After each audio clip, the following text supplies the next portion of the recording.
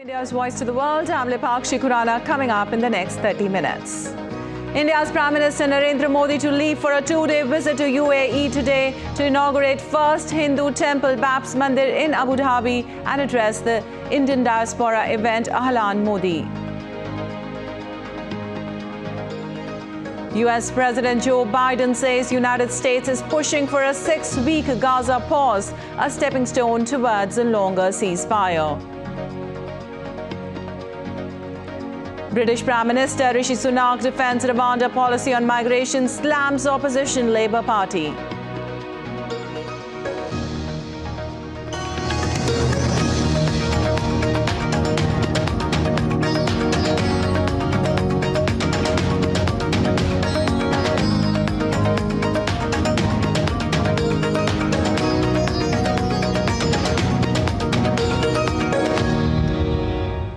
And on to details now. India's Prime Minister Narendra Modi will pay a two-day visit to the United Arab Emirates on Tuesday. He will hold talks with President Sheikh Mohammed bin Zayed Al Nahyan and inaugurate the first ever Hindu temple in Abu Dhabi. DD India's Meghna Dev reports for more.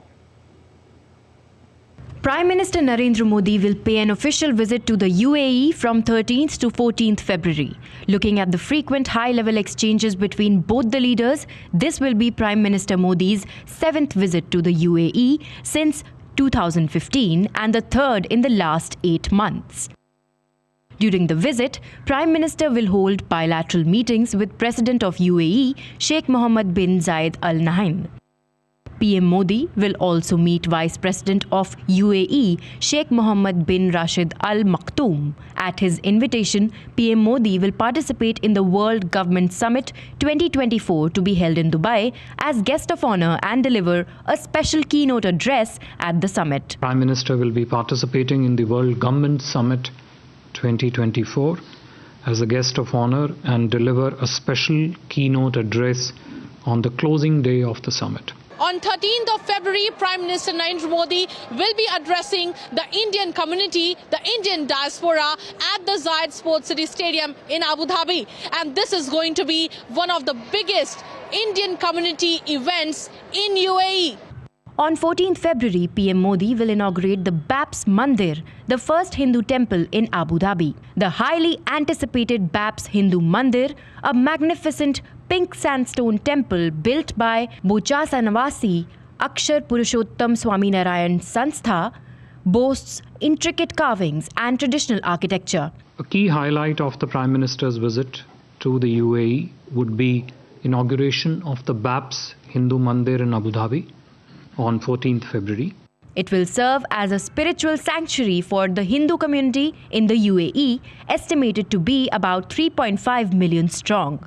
Prime Minister Narendra Modi's visit to UAE, which is going to happen on the 13th and 14th of February, which is going to be his 7th visit to the UAE. He will also be inaugurating the Babs Hindu Temple in Abu Dhabi, which will be a testimony of the growing relationship between India and UAE and also serve as a spiritual sanctuary for the Indian community, the Indian diaspora, which resides in UAE. With camera person Pramod Negi and my colleague Ashwini Mishra, this is Meghna Dev for DD India from Abu Dhabi. And after UAE visit, PM Modi will travel to Qatar's capital Doha. During the visit, PM Modi will hold a bilateral meet with the Amir of Qatar and hold other high dignitaries of the West Asian country. Honorable Prime Minister will travel to Doha, Qatar on 14th February afternoon. During the visit, Prime Minister will hold bilateral meetings with the Amir of Qatar, His Highness Amir Sheikh Tamim bin Hamad Al Thani, and other high dignitaries in Qatar. The bilateral relationship between India and Qatar that has been steadily growing includes a comprehensive span, including political ties, trade and investment linkages, a strong energy partnership, and ties in the field of culture, education, and security. Well, in the backdrop of the two-day visit of the Indian Prime Minister Narendra Modi, who is all set to inaugurate the Hindu Baptist Temple in Abu Dhabi and address an Indian diaspora community event there, also takes part in the World Government Summit in Dubai. DD India's Debyendu Mundal spoke to the ambassador of UAE to India, Abdul Nasir Al Sahali. Listen. Prime Minister of India, Narendra Modi, is all set to visit the United Arab Emirates, and this will be his 7th visit. He's coming here to inaugurate a temple and hold several meetings and also attend the World Government Summit being held at Dubai. To talk more on this about his visit to the UAE for the 7th time, I'm joined by the Ambassador of UAE to India, Dr. Abdul Nasir Al Sahali. Welcome to DD. So first, to begin with, how do you look at this entire visit of Prime Minister to the UAE for the 7th time? It's an important visit, it's a strategic visit, and those are the kind of visits that keep the relationship going from one strength to the next, and it makes sure also that the momentum is always there in the relationship, that we keep track of everything that we discuss at those meetings, and we make sure that we progress them. How do you perceive the India-UAE relationship growing over the last couple of years? Well, the visit by the Prime Minister 8 to 9 years ago was a turning point in this relationship.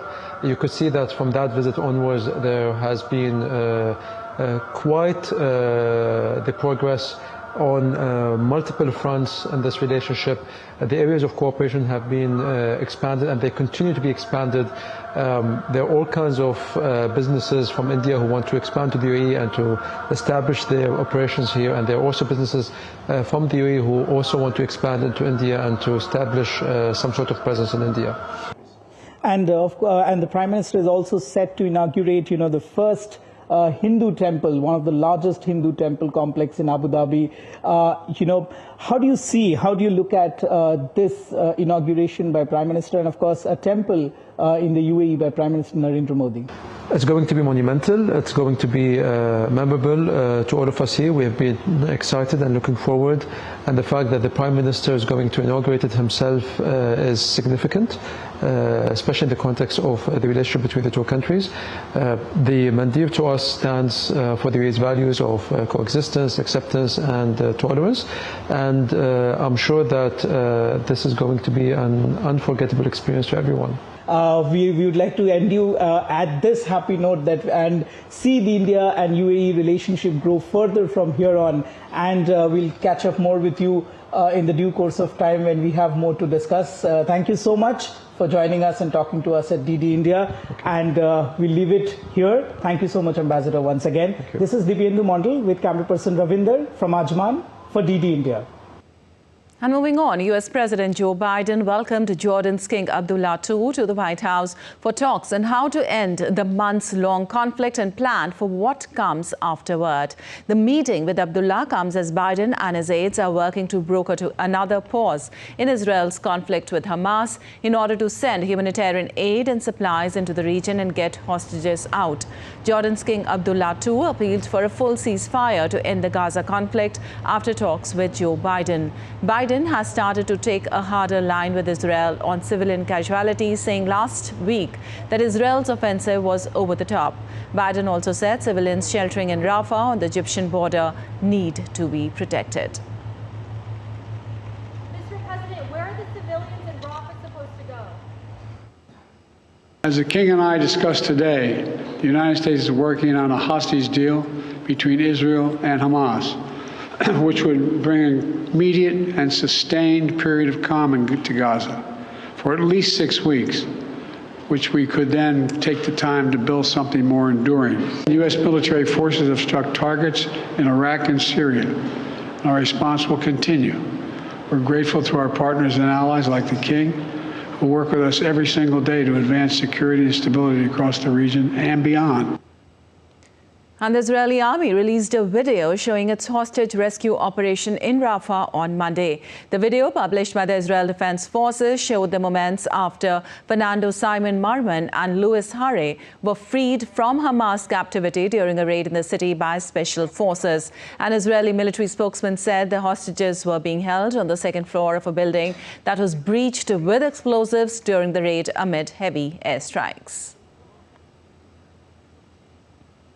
And Ukraine's air defense systems destroyed 14 drones and a cruise missile in the central city of Dnipro. The Air Force also claimed that Russia also launched missiles from S-300 long-range surface-to-air missile systems on Ukraine. The authority says Dnipro came under attack from missile and drones approaching from the south, east and the north. Air raid alerts were subsequently lifted. Mayor Boris Filatov said infrastructure had been hit. And British Prime Minister Rishi Sunak defended his plan to send migrants entering the country in small boats via the English Channel to Rwanda. Speaking during a televised question and answer session in northeast England, Sunak told voters that the Rwanda deportations scheme was necessary as a deterrent to channel crossings. Sunak has pledged to stop the boats, and his words on Monday came as Britain's House of Lords debated a series of amendments designed to weaken the legislation. Sunak also slammed the opposition Labour Party's position on race discrimination after it announced it had withdrawn support for Azhar Ali. Made progress, down by a third, but in order to fully solve this problem, we need a deterrent. That's what Rwanda is all about, and that is why I'm absolutely committed to getting this bill through Parliament and getting this scheme up and running. And without that, we won't be able to fully solve this problem.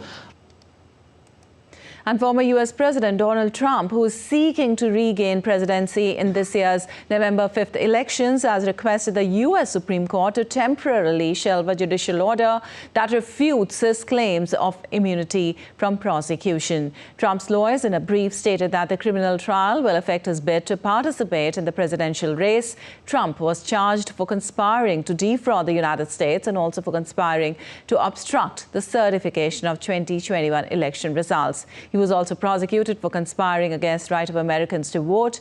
Last October, Trump sought to have the charges against him dropped based on his claim of immunity from criminal prosecution related to actions taken by a president while in office.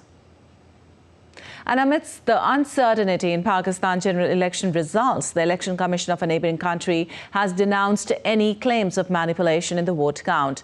Though the EC did accept that there were few irregularities, reportedly the electoral body said that the polling was organised and held peacefully despite difficulties and issues. While caretaker Prime Minister Anwar-ul-Haq asserted that Pakistan would not investigate allegations just because some foreign capitals had sought a probe and had its own laws to deal with any challenges.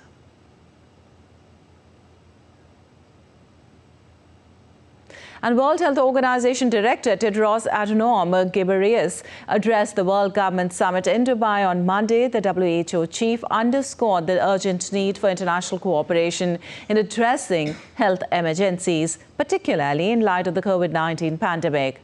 Ghebreyesus advocated for the development of a comprehensive international agreement on pandemic preparedness, emphasizing unity and cooperation among nations.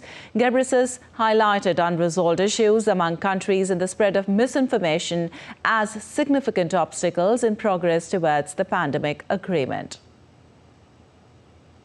The pandemic agreement is mission critical for humanity. It's a pact with the future that we will not expose the generations who follow us to the same suffering that we endured. Now is the moment for leadership from the highest levels of government to deliver the pandemic agreement to the World Health Assembly in 15 weeks' time. Now is the time to say no to inequity, no to lies and misinformation, and yes to international cooperation. And now let's take a look at other stories making news around the world. During the Super Bowl, fans were treated to previews of upcoming Marvel films, including the return of Deadpool and Wolverine and the stage adaptation of Wicked. Filming for Wicked and Deadpool was delayed due to Hollywood acting strikes. Universal also released trailers for Despicable Me 4 and King Fu Panda 4. Beyonce announced her upcoming album, Act 2, in a Super Bowl commercial. The album follows a critically acclaimed 2022 album, Renaissance. Beyonce's album, which earned her 4 Grammy Awards, broke the record for the most career wins with 32. The announcement was followed by the release of 2 new songs, Texas Hold'em and 16 Carriages. The album's release follows the success of a film, Renaissance, a film by Beyonce. Bolivia's Andean Carnival, also known as Jesca Anata, began on February 12th in La Paz, featuring over 40 dance groups in elaborate costumes. This festival, one of Bolivia's most significant for its indigenous population, aims to preserve the melodies, instruments and dances of the country's indigenous communities.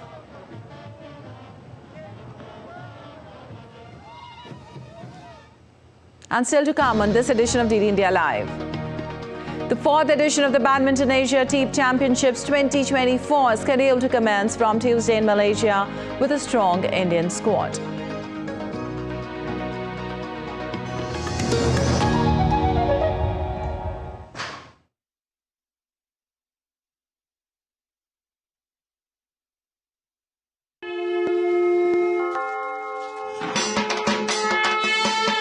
Shagato to West Bengal, India's cultural epicenter.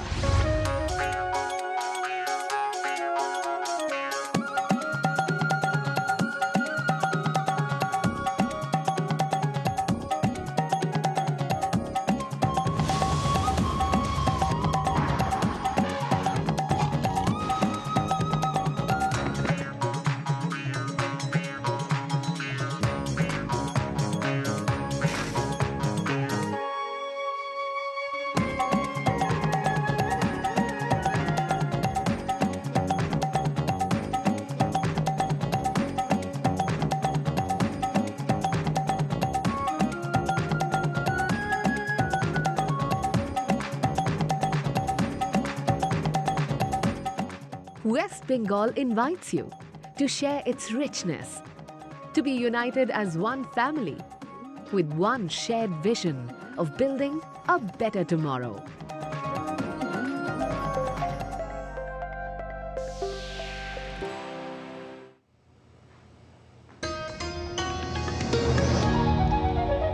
Welcome back. You're watching DD India Live. I'm Lipakshi Khurana. And moving on, the Government of India welcomed the release of 8 Indian nationals in Qatar whose death sentences were pardoned earlier by the nation's ruler. 7 out of the 8 of them have returned to India. We have a report.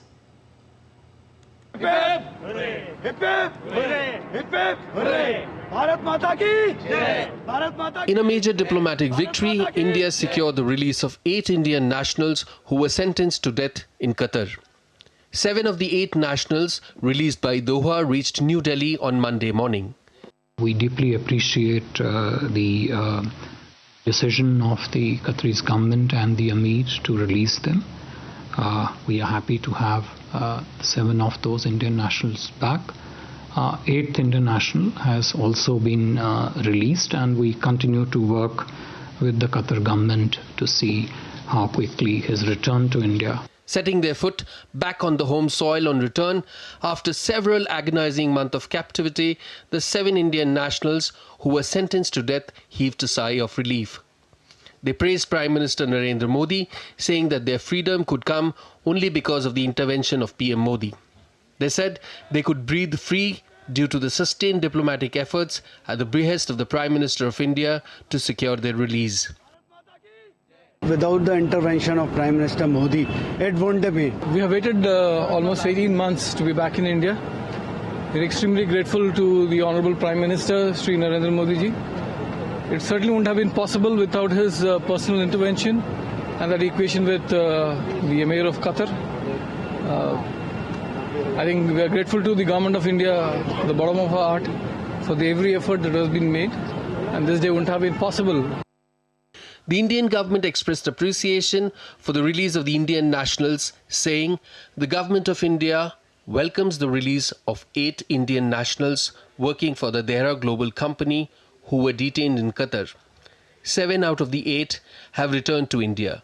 We appreciate the decision by the Amir of the State of Qatar to enable the release and homecoming of these nationals. Union Civil Aviation Minister Jyotiraditya Scindia hailed Prime Minister Modi as the chief protector, emphasizing the leadership's dedication to safeguarding the Indian citizens abroad. प्रधानमंत्री नरेंद्र मोदी जी के नेतृत्व में प्रधानमंत्री जी ने एक बार नहीं लेकिन बारंबार दिखाया है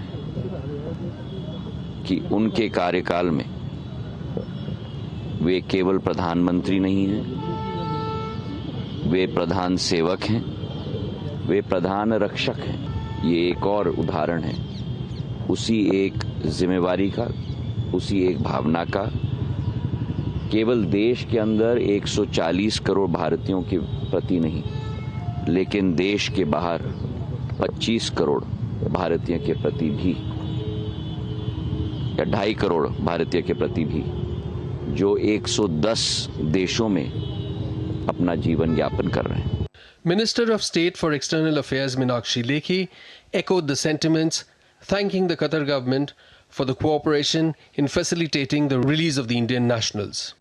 मैं प्रधानमंत्री जी का धन्यवाद और आभार प्रकट करना चाहती हूँ और साथ में कतर के अमीर का, प्रधानमंत्री जी की इंटरवेंशन का लाभ जो है वो हम सबको मिला और अमीर ऑफ कतर जिन्होंने ये सज़ा को वापस लिया उनका भी आभार कि भारतीय वापस आए हैं। उनके परिवारजन लगातार बने हुए थे, हमारे से संपर्क में थे, तो परिवारजन भी और साथ में संपूर्ण भारतवासियों को इसकी हार्दिक बधाई।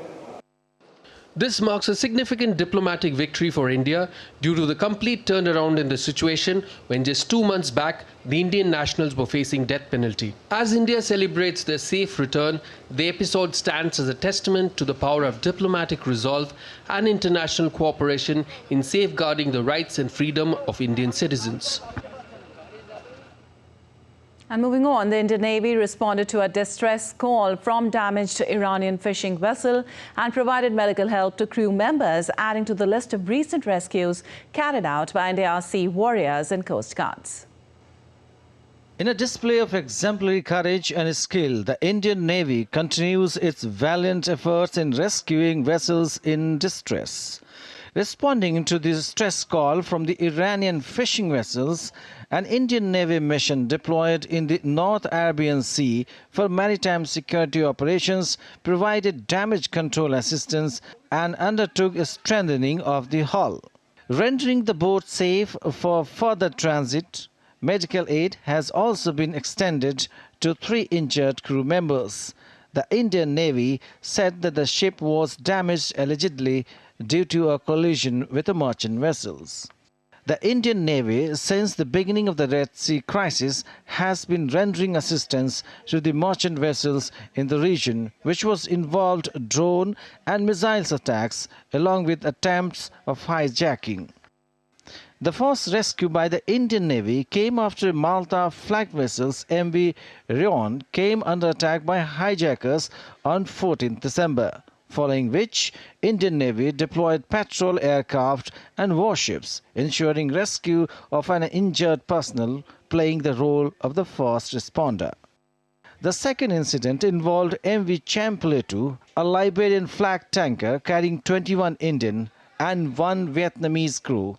The vessels came under a drone attack 270 nautical miles from Porbandar. Indian Navy's explosive ordnance team assessed the damage. Recently, INS Shadra intercepted the vessels in early hours of 2nd February 24 and used her integral helo and boats to coerce the pirates for safe release of crew along with the vessel. The ship ensured successful release of the crew members, including 11 Iranian and 8 Pakistani nationals, along with the boat.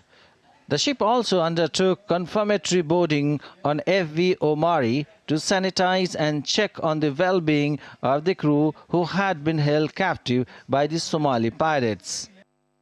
Indian Defence Minister, after the attack on the naval vessels, issued a dire warning to the attackers, clearly stating India's zero-tolerance policy. भारतीय नौसेना ने समुद्र की निगरानी बढ़ा दी है। जिन्होंने भी इस हमले को अंजाम दिया है, उन्हें हम सागर तल से भी ढूंढ निकालेंगे और उनके खिलाफ कठोर कार्रवाई की जाएगी। मैं यह आपको आश्वस्त करना चाहता हूं। The arrangements by the Indian Navy to ensure security in the regions involves a system of various Indian naval ships. With the system in place, Indian Navy has been able to render assistance to merchant vessels in the case of any incident. Bureau Report, DD India. Well, Indian Finance Minister Nirmala Sitharaman on Monday addressed the 606th meeting of the Central Board of Directors of the Reserve Bank of India, along with the RBI Governor Shaktikant Das in its customary post-budget meeting in New Delhi. Finance Minister highlighted the key thrust areas outlined in the interim union budget. The board also reviewed the global and domestic economic situation and outlook, including the challenges posed by geopolitical developments and global financial market volatility. And in sports, the fourth edition of the Badminton Asia Team Championships 2024 is scheduled to commence from Tuesday in Shah Alam, Malaysia. Two-times Olympic medalist PV Sindhu and world number 8 HS Pranoy will spearhead a strong Indian squad at the Asia Team Championships. The Indian side will also include Satwik Sairaj, Chirag Shetty and Lakshya Sen, with PV Sindhu leading the Indian women's team at the SAES Badminton Asia Team Championships. The championship will offer qualifications for the 2024 Thomas and Uber Cup, the men's and women's team championships scheduled to be played in Chengdu, China. This year's Badminton Asia Team Championship will conclude on the 19th of February. And China's cities are embracing the Chinese New Year with vibrant celebrations, including fireworks and drone shows, to boost the nighttime economy and enhance tourism.